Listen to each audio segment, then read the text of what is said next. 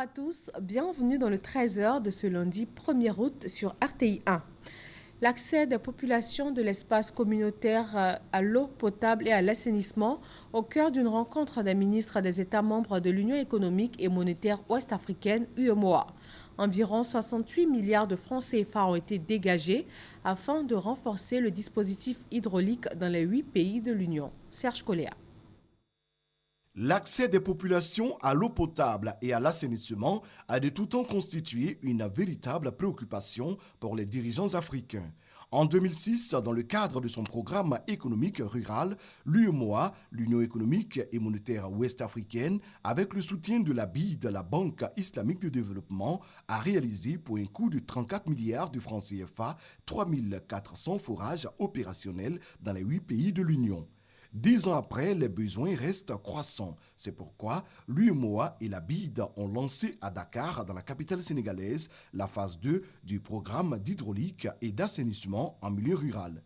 Environ 68 milliards de francs CFA dégagés pour 940 forages équipés de pompes à motricité humaine, 230 adductions d'eau, 6 postes d'eau et 20 000 latrines. C'est un programme d'importance capitale qui touche non seulement les couches vulnérables, mais qui va contribuer à l'amélioration, à l'atteinte des objectifs durables numéro 6, portant effectivement sur l'eau et l'assainissement. Dans le cadre de la phase 1, la Côte d'Ivoire a bénéficié de 400 forages installés dans plusieurs régions. Pour cette deuxième phase, l'accent sera mis sur les régions du Nord avec 150 forages. Les ministres en charge de l'eau des États membres de l'UEMOA ont rappelé que l'eau potable demeure la priorité numéro 1 en matière de développement durable. À partir de ce lundi 1er août, les coûts du transport urbain enregistrent une baisse. En tout cas, c'est ce que le Haut Conseil du patronat des entreprises de transport routier de Côte d'Ivoire a annoncé. Mais sur le terrain, quelle est la réalité ce lundi matin? Certains transporteurs disent ne pas être informés de cette réduction de 50 francs CFA et ceux qui ont l'information ne l'ont tout simplement pas encore appliquée. Les usagers ne peuvent que constater que les tarifs sont restés inchangés. Je ne savais pas qu'aujourd'hui, il y avait, comme on appelle ça, une modification au niveau du tarif. Donc, du coup, je n'ai pas eu à demander. Parce que habituellement, quand je me réveille, de chez moi à Djamé, c'est 300 francs. Donc, du coup, j'ai trouvé ça normal, quoi. En tout cas, ce que j'ai payé le matin n'est pas différent de ce que je paye d'habitude. Voilà. Bon, j'ai payé les 200 pour venir. Bon, là, pour descendre, là, c'est les mêmes 100 francs comme d'habitude. Notre syndicat ne nous a pas informés de ça. Moi, je ne suis pas au courant de quelque chose. Moi, j'ai attendu à la télé, j'ai vu ça à la télé. Voilà, maintenant, les syndicats m'ont rien dit d'abord. Depuis matin, ils ont pris les passagers, personne ne parle aussi. Et dans la commune de Treichville et Yopougon, une baisse a été constatée sur certaines lignes. Et nous allons retrouver notre reporter Serge Coléa. Il a sillonné quelques gares de transport urbain. Il se trouve en ce moment dans l'une d'elles. Bonjour Serge Coléa, où est-ce que vous êtes en ce moment? Bonjour Fatou, nous sommes à Cocody, Riviera Palmyra, précisément dans une gare qui dessert différentes communes du district d'Abidjan. Alors c'est une gare qui a des véhicules qu'on appelle communément Woro Woro. Est-ce que dans cette gare, la mesure est effective? Nous avons avec nous un responsable du syndicat qui va nous en dire un peu plus. Bonjour, c'est M. Ludovic, vous allez vous présenter et nous dire un peu si vous avez donc diminué le coût du transport. Monsieur, bonjour. Moi, c'est Kakou Ludovic. Je disais côté Makori, c'était à 1000 francs, maintenant on a fait à 900. Côté Port-Boué, c'était 1100 francs, on fait à 1000 francs. Pour moi, si, j'ai 1000 francs, on fait à 900. D'accord. Côté Yopougon Plateau, on n'a pas encore diminué. D'accord. Donc pourquoi vous n'avez pas encore diminué côté Yopougon et Plateau? Bon, on attend nos responsables d'abord, ils vont se réunir. Quand ils vont tomber d'accord, ils vont nous faire signe, ils vont faire signe au chauffeur maintenant. D'accord, comme vous pouvez le constater, dans certains quartiers, donc dans certaines lignes, le coût a diminué, notamment à Treichville, Makori, c'est-à-dire Riviera Palmyra et Treichville, les coûts ont été réduits. Également, Riviera Palmyra Makori, les coûts ont été réduits, mais à Yopougon, ce n'est pas le cas. Au plateau, ce n'est pas le cas. En partant donc de la Riviera Palmyra. Nous allons nous tourner maintenant vers un passager qui a emprunté un Mbaka ce matin. Est-ce que vous avez constaté cette réduction du coût du transport? Vous vous présentez? Moi, c'est Sissé Enza. Bon, ce matin, je suis quitté à Bobo. Comme on appelle ma PK18, j'ai pris un Mbaka directement à Djamé. Ils m'ont pris 300, qui est le transport habituel. Bon, de Pont-Ferraille, partir à Benjerville.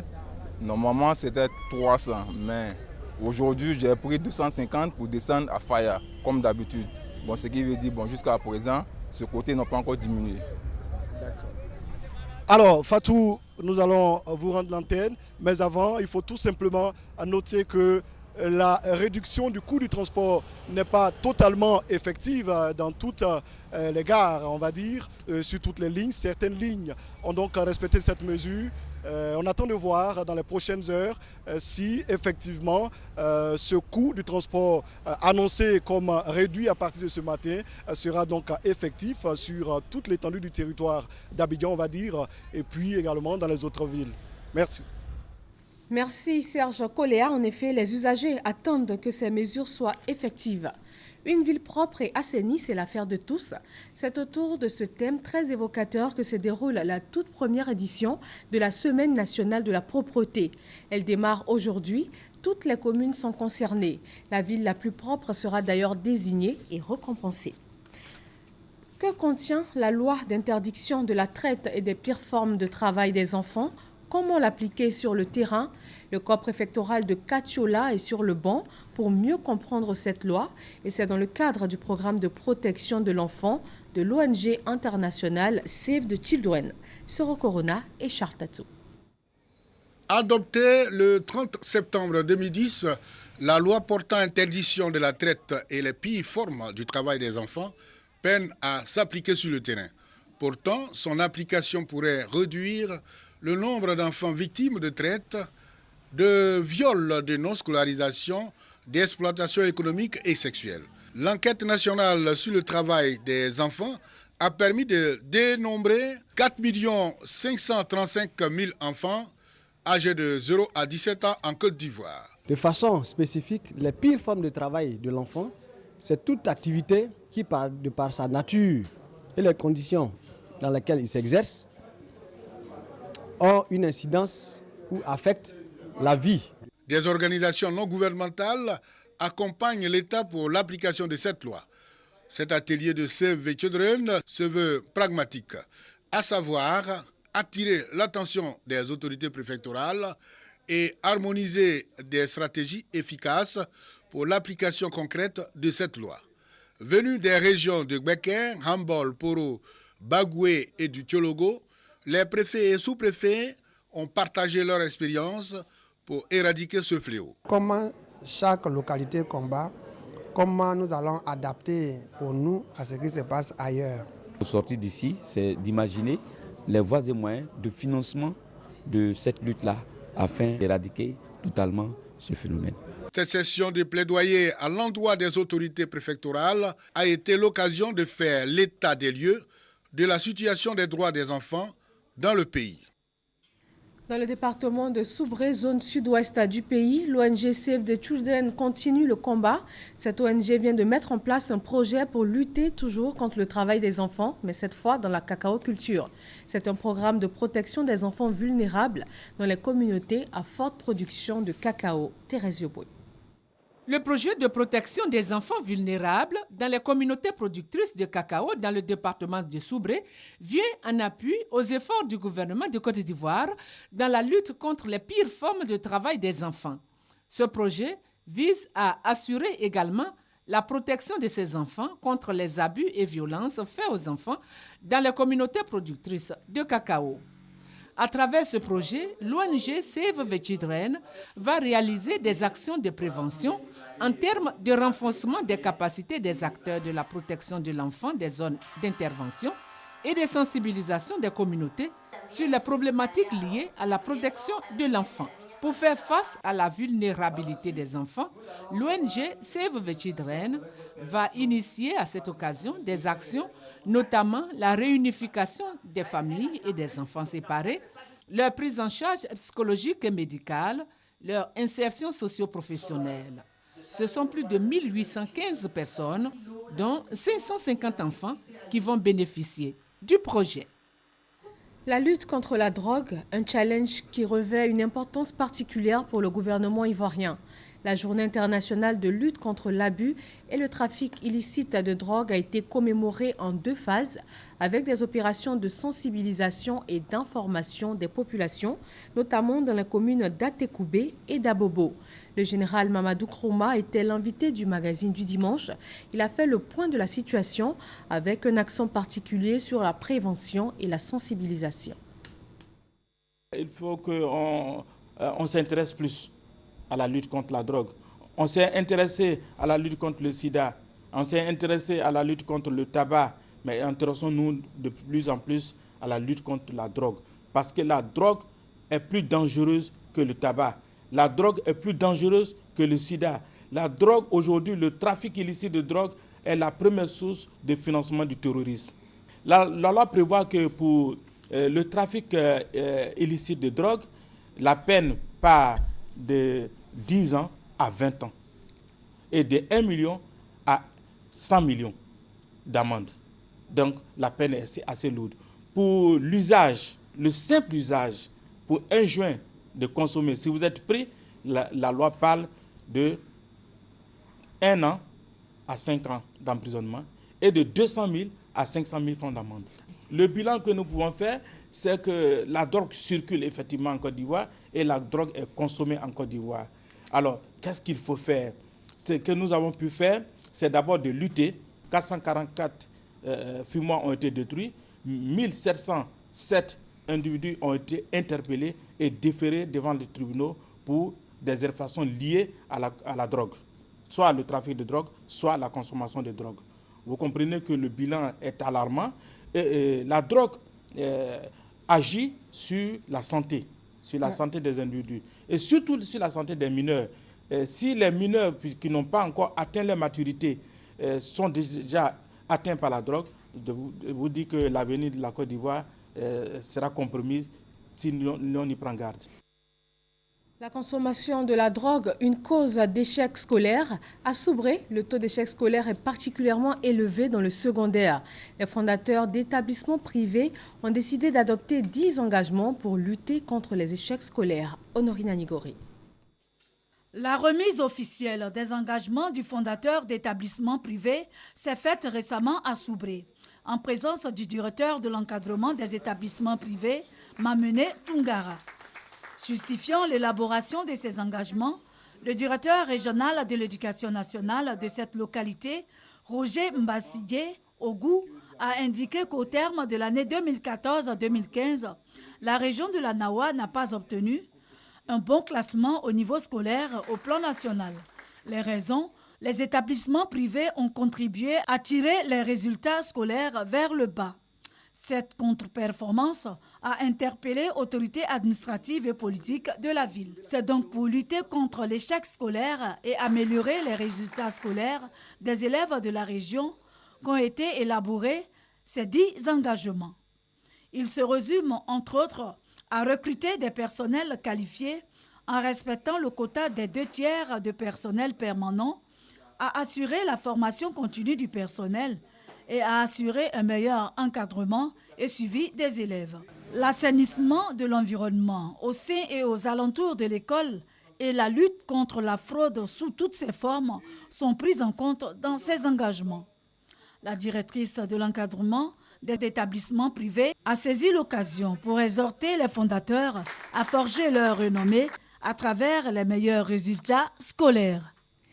Et pour ces meilleurs résultats scolaires à Boaké, 16 comités de gestion d'établissements scolaires s'unissent pour une école de qualité. Ils se sont notamment engagés à remettre en état les salles de classe détruites par les dernières tornades, et ce, avant la prochaine rentrée scolaire. Soro Corona et Kwadio Kwame. Remettre en état les toitures des salles de classe décoiffées par les dernières tornades avant le 12 septembre, date de la rentrée scolaire 2016-2017. Créer un cadre propice et agréable aux études. Telles sont les décisions prises par les responsables de l'Union des 16 COGES des inspections de l'enseignement primaire de Bouaké Air France et Ngatakro. Rencontre qui a permis de faire le bilan des activités de l'année scolaire écoulée. Plus de 90% de taux de réussite au CPE, bilan jugé satisfaisant. Nous sommes en train de voir avec les inspecteurs pour que nous puissions harmoniser les choses et qu'avant la rentrée, tout le monde soit au même niveau. Il faut prendre les dispositions pour ne pas que les enfants reviennent aussi et qu'ils aillent dans les petits serpents. Il faut arranger le cadre de vie des enseignants et il faut faire en sorte qu'il y ait une compréhension mutuelle entre enseignants et les parents d'élèves, entre enseignants et sa hiérarchie, et puis entre eux-mêmes. Les comités de gestion des établissements scolaires ont été instaurés dans les écoles primaires et secondaires publiques pour régler les problèmes quotidiens relatifs à l'environnement physique et moral, à savoir l'entretien et l'équipement des bâtiments, l'encadrement des élèves et des enseignants, l'union des 16 COGES des inspections de l'enseignement primaire de Bouaké Air France et Ngatakro regroupe 32 écoles. Pour l'heure, ce sont les vacances scolaires et l'émission Concours 2016 de Radio Bouaké est à sa 2e édition. Les phases éliminatoires sont en ce moment en cours. Cette émission compétition vise à occuper sainement la jeunesse pendant ces vacances. Le reportage de Ouattara Djeniba est commenté par Amadou Ouattara. C'est reparti pour l'édition 2016 de l'émission Concours Vacances à Bouaké, une émission culturelle et de divertissement initiée par Radio Bouaké depuis l'année dernière. Le lancement de la 2e édition de ce concours a eu lieu ce week-end avec les manches éliminatoires. Objectif est visé, occuper sainement la jeunesse et détecter de nouveaux talents. Concours Vacances est une émission instructive, constructive et faite de divertissement. Une émission à grand public, une émission qui permet en tout cas à la population de Bouaké de véritablement s'éclater.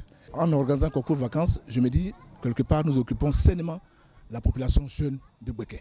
3 disciplines sont au menu des phases éliminatoires de cette compétition. Chansons au choix, culture générale et poèmes au peuple. Pour la 2e manche de présélection, 3 groupes étaient en attraction, à savoir KBL Katana Club et Imperial Team de Bouaké. Et venu de Brobo, le groupe No Limit.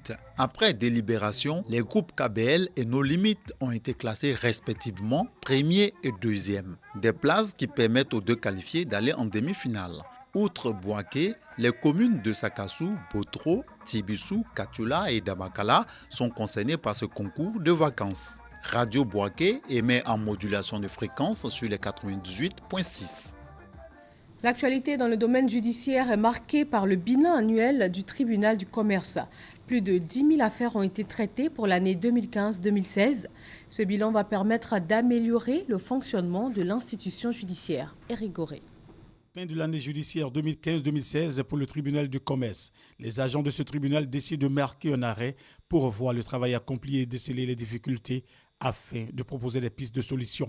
Un bilan qui s'intéresse aux activités des juges consulaires et professionnels, mais aussi des greffiers du tribunal du commerce, l'une des portes d'entrée des différents dossiers litigieux. Occasion pour ces greffiers d'indiquer leur rôle au sein du tribunal du commerce. C'est un lambda, quand il vient, c'est-à-dire il a déjà fait sa procédure, il a fait son assignation avec son huissier ou son avocat, il vient me transmettre les dossiers que je contrôle, c'est-à-dire vérifie si l'assignation a été faite, est-ce qu'elle est correcte, et je transmets le dossier au président. Voilà. Les litiges commerciaux sont très souvent les affaires qui amènent les différentes parties à se retrouver devant le tribunal du commerce. Pour l'année 2016, ce sont plus de 10 000 dossiers traités et 12 000 entreprises immatriculées. Pour le président du tribunal du commerce, ce travail demande une impartialité absolue pour rendre les décisions selon la loi. L'État a l'obligation de rendre le service aux citoyens qui viennent au service public. Et donc dans le cadre des tribunaux, il faut qu'on fasse en sorte de mieux traiter les justiciables, de traiter leurs affaires conformément à la loi et de traiter leurs affaires rapidement. Le président du tribunal du commerce ajoute que toutes les résolutions qui seront prises au cours de ce bilan iront dans le sens de l'amélioration de ce service public. Plus que 3 mois avant l'ouverture d'un centre de santé dans le village de Garango, sous-préfecture de Boisflé. C'est un projet des loteries nationales des pays membres du Conseil de l'Entente. Les directeurs généraux de ces loteries nationales ont visité le chantier. Le reportage est signé Kader Sogodogo. Garango, 15 km après Boisflé en route pour Daloa. Localité de plus de 10 000 habitants. Si l'accès à l'eau potable constitue une difficulté pour les habitants, l'absence d'un centre de santé demeure un problème crucial. Quand on est malade, on s'en va jusqu'à la chose, à Boisflé-Ville. Souvent, mais si tu n'as pas la chance, pour avoir voiture même pour partir, c'est trop difficile. La personne peut mourir quoi. J'ai accouché à Boisflé. Cette partie-là, j'ai fatigué.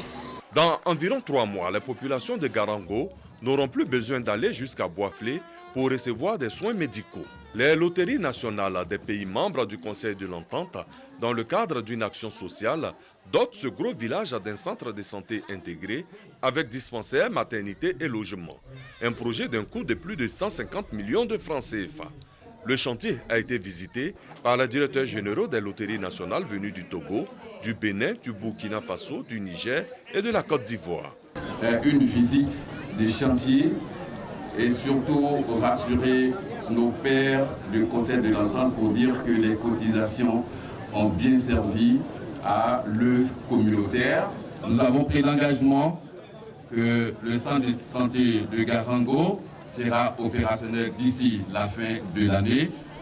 Nous en faisons la promesse et nous vous donnons rendez-vous pour célébrer, n'est-ce pas, l'ouverture du centre de santé intégré de Garango. Sortis en grand nombre pour accueillir les donateurs, les populations les ont gratifiés de danse du terroir.